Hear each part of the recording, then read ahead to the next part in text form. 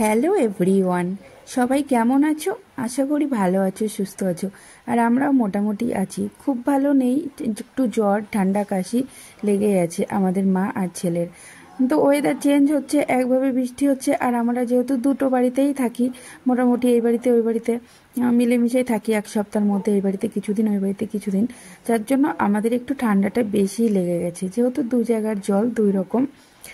তো আজকে এই বাড়িতেই আছি। সকাল সকাল ঘুম থেকে উঠে পড়েছি। ঘুম থেকে উঠেই আমি আগে আমার বিছানাটা গুছিয়ে নিলাম সুন্দর করে। তো বিছানাটা গুছিয়ে নিয়ে তারপর আমি ছেলের পড়ার ঘরে গিয়ে ছেলের পড়ার বিছানাটা গুছিয়ে যাব ঠাকুর ঘরে। আজকে আবার রান্না করব, তাড়াতাড়ি রান্না করতে হবে, আর শরীরটাও সেরকম একটা সাথ দিচ্ছে না। ভাবছি তাড়াতাড়ি রান্না বান্না করে কমপ্লিট করে স্নান করে পুজো দিয়ে একটু দুপুরবেলাতে ঘুমাবো, কারণ শরীরটা খুবই খারাপ লাগছে। তো আমার বিছানা তুলে ঘরটা গুছানো হয়ে গেল। এবার আমি ছেলের পড়ার ঘরটাতে যাব, ওই ঘরটা গুছিয়ে তারপর যাব ঠাকুর ঘরে। তো রান্না বান্না করতে হবে। তোমাদের দাদাভাই গেছে বাজারে, বাজার করে নিয়ে এলেই তারপর রান্না বান্নাগুলো কমপ্লিট করব। তো বাবু পড়েছে, পড়া হয়ে গেলে, বাবু সব বই এই বাড়িতে থাকে না, যখন আসি তখন কিছু বই সঙ্গে করে নিয়ে আসি, বাকি বইগুলো ওই বাড়িতেই থাকে, যেহেতু ওই বাড়ি থেকে পড়ার চাপটা বেশি, ও টিউশনি স্কুল সব ওই বাড়ি থেকেই হয়, তার জন্য। তো আমার ঘরগুলো গোছানো হয়ে গেল। এবার আমি বাইরে এসে একটু সোফাটা পরিষ্কার করে নিলাম, একটু ঝেড়ে নিলাম। একটু বেশি করে ঝাড়ি পরিষ্কার থাকলেও, তার কারণ রাত্রের মধ্যে যদি বিড়াল এসে ওর মধ্যে শুয়ে থাকে, অনেক সময় দেখেছি, প্রতিদিন থাকে কি বলতে পারবো না, দু একদিন দেখেছি, ওর জন্য বিড়ালের লোমগুলো যদি পড়ে থাকে, তার জন্য একটু ভালো করে ঝেড়ে নিলাম।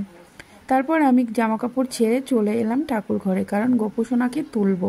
গোপুসোনাকে তুলে সকালে ভোগটা দিয়ে দেব, তারপর আবার দুপুরে স্নান করার পর দেব। তো আমি গোপুসোনাকে তুলে, এই যে গোপুসোনাকে একটুখানি সকালে বিস্কুট খাইয়ে দেব, তারপরে যাব রান্নাঘরে।